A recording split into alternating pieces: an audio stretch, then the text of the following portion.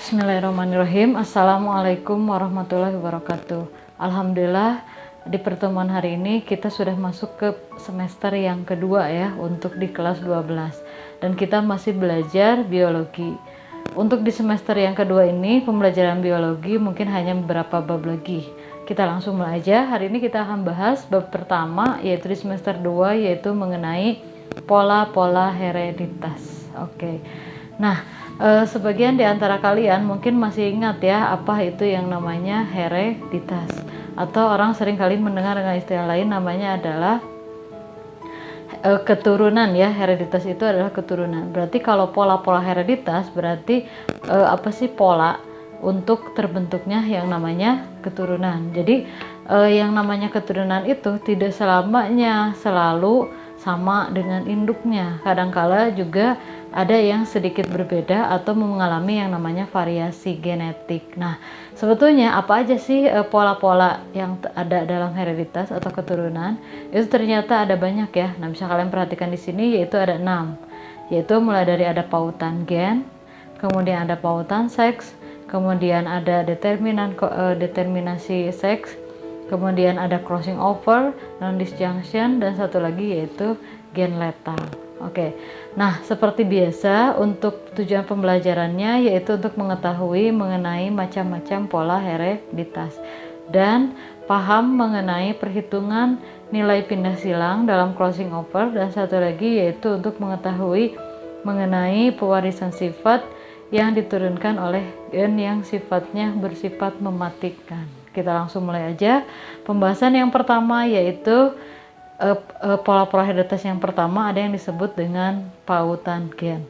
Nah, apa itu pautan gen? Nah, kalau kalian perhatikan di gambar, jadi pautan gen itu adanya suatu gen yang saling terpaut ya, sehingga menghasilkan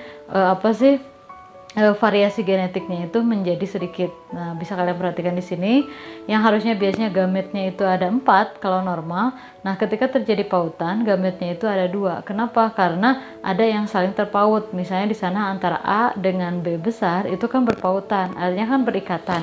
Sehingga otomatis si A kecil dan B kecilnya itu tidak bisa mengikat lagi A besar, sehingga efeknya gamet yang terbentuk itu hanya 2. Kalau normal kan 4. Nah, itu efeknya mengakibatkan variasi menjadi sedikit. Itu yang pertama adalah pautan gen. Kemudian yang kedua yaitu ada yang disebut dengan pautan seks. Apa itu? Nah, adanya suatu kromosom yang ketempelan suatu sifat ya. Nah, kalian masih ingat ya, kromosom kan ada 2. Ini untuk laki-laki yaitu biasanya XY, kalau perempuan biasanya XX ya. Atau kita kenal ada istilah X dan Y. Nah, untuk pautan seks ini jadi si sifatnya itu nempel di kromosomnya. Nah, bisa kalian perhatikan di sini ada yang nempel pada kromosom X atau nempel pada kromosom Y.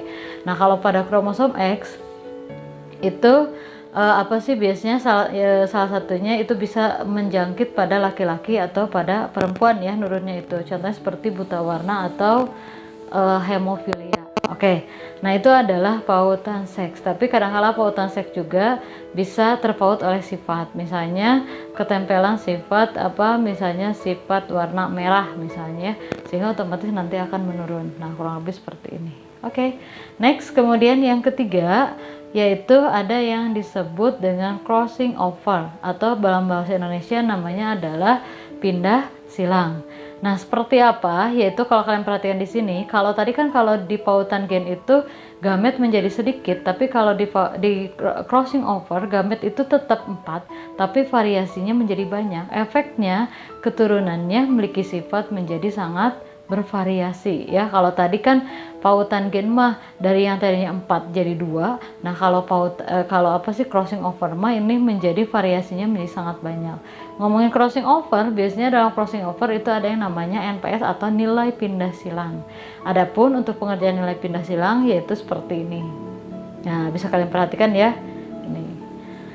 Oke, next, selanjutnya kemudian yang yang keempat ya. Yang keempat yaitu ada yang disebut dengan non-disjunction. Apa itu non-disjunction? Yaitu adanya kromosom yang gagal berpisah. Ibu pernah jelaskan di pertemuan sebelumnya mengenai fase anafase. Nah, masih ingat ini kan harusnya fase anafase itu kan menuju kutub masing-masing, tapi ada sebagian kromosom yang nggak mau berpisah dari pasangannya. Efeknya itu pasangan tersebut mempunyai apa sih, kromosom yang double. Nah, kayak gini contoh misalnya perempuannya itu normal, sedangkan cowoknya itu non-disjunction ya, jadi si kromosomnya nggak mau berpisah. Jadi artinya X, X dikali dengan XY, 0. Jadi efeknya ketika X ketemu XY berarti kan XXY ya, terus dan seterusnya. Nah, itu apa yang terjadi sehingga akan mengakibatkan berbagai macam penyakit seperti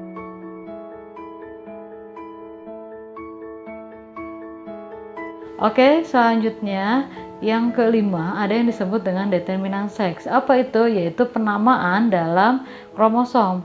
Nah, biasanya ini digunakan yaitu untuk memudahkan kita dalam mengenal suatu kelamin ya. Nah, biasanya kalau manusia itu menggunakan XX untuk perempuan dan XY untuk laki-laki. Nah, bisa kalian perhatikan ya, ini macam-macam dari determinan seks. Oke, dan terakhir, pola-pola hereditas yang terakhir yaitu ada yang disebut dengan gen letal. Apa itu gen letal? Gen yang ketika seorang menikah dengan gen tersebut akan mengakibatkan kematian. Nah, bisa kalian lihat di sini contohnya, misalnya gen A kecil itu bersifat letal, dan biasanya sifat letal itu bersifat resesif. Ya, artinya bersifat bisa resesif dominan atau resesif homozigot atau dominan homozigot. Jadi ada kodenya ya.